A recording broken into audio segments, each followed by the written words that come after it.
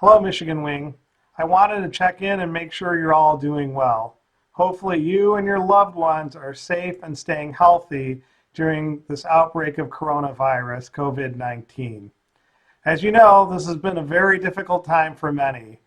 Candidly, either being cooped up, having programs canceled, working and doing schoolwork from home, I know has been a challenge for many of us. If you're like me, you're pretty much climbing up the walls. In any event, I'm hoping we can all come together and work together both as Civil Air Patrol members and members of our community to do our best to have an impact and stay home and stay safe. While we have this time, though, I hope you're taking advantage of it.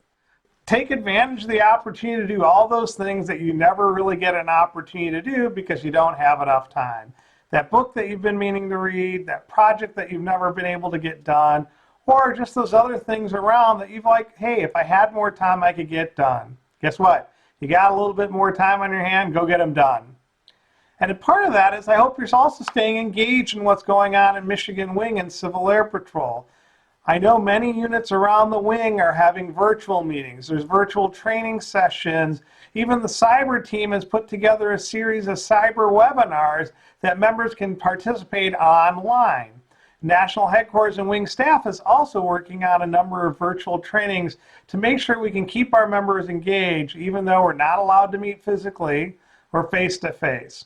So please use this opportunity to stay engaged with Civil Air Patrol and your members and learn about those programs and activities you just haven't been able to do otherwise. You can find out about these activities by going to the Michigan Wing webpage and looking at the calendar at miwg.cap.gov/calendar. There you're going to find links to various training programs that are being offered by Wing staff, as well as unit activities where the units have shared that information with the Wing Plans and Programs Officer where we can post that. This way you can not only visit your unit, but you might have an interest in visiting another unit and seeing what they're up to. I know a couple of squadrons have actually held joint sessions, which is a great idea to leverage the work and energy of the whole team.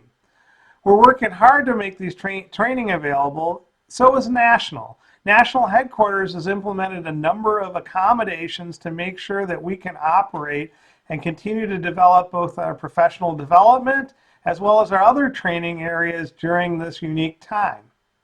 You can find information all at one location at the National Headquarters website.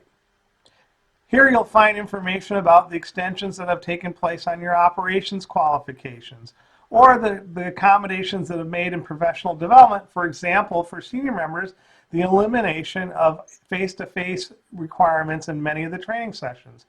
For cadets, we've moved many of the programs to virtual, whether it's physical fitness, drill and ceremonies, or several of your exams. You can now do those online or do them virtually, or in some cases your unit commander has the discretion to waive those requirements as outlined in the regulations. So please recognize there's a lot of things everybody is trying to do to make it easier for us to operate, promote, and develop in Civil Air Patrol, even though we can't have our regular face-to-face meeting. I'd like to take a moment and recognize a couple of promotions that were just accomplished. Cadet Second Lieutenant Nathan Sitkowski and Cadet Second Lieutenant John Peterson just completed Phase 2 of the cadet programs and were awarded the Billy Mitchell Award. Congratulations. In addition, Cadet Brennan Powers completed his Wright brothers, getting promoted to the rank of Cadet Staff Sergeant.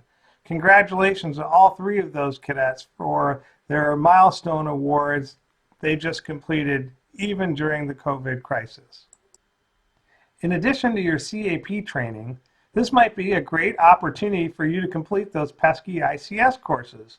Finding time for those in your regular normal day life might be challenging, but hopefully you have a little bit of extra time and you might think about going online and completing your ICS training.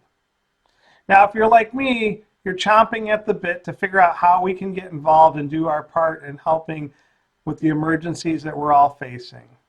Rest assured, Michigan Wing is working hard to share our resources and help out where we can. Lieutenant Colonel Tony Gutierrez and Colonel Leo Burke, our Emergency Services Officer and Homeland Security Officer respectively, are leading the charge to engage with Michigan National Guard and the Michigan State Emergency Operations Center to praise them of the resources that we have available here in Michigan Wing and through the region to help during this crisis. In the meantime, I'll hope you'll look at this as an opportunity to better yourself, improve your skills, and be a better resource, not just to your own life and family, but to your Civil Air Patrol and your broader community. I know this isn't an easy time, and there are lots of changes that we're all dealing with. With any luck, we'll be through this crisis soon and back to our normal routine. But until then, continue to lead, set the example, and remember, Michigan leads the way. Thank you.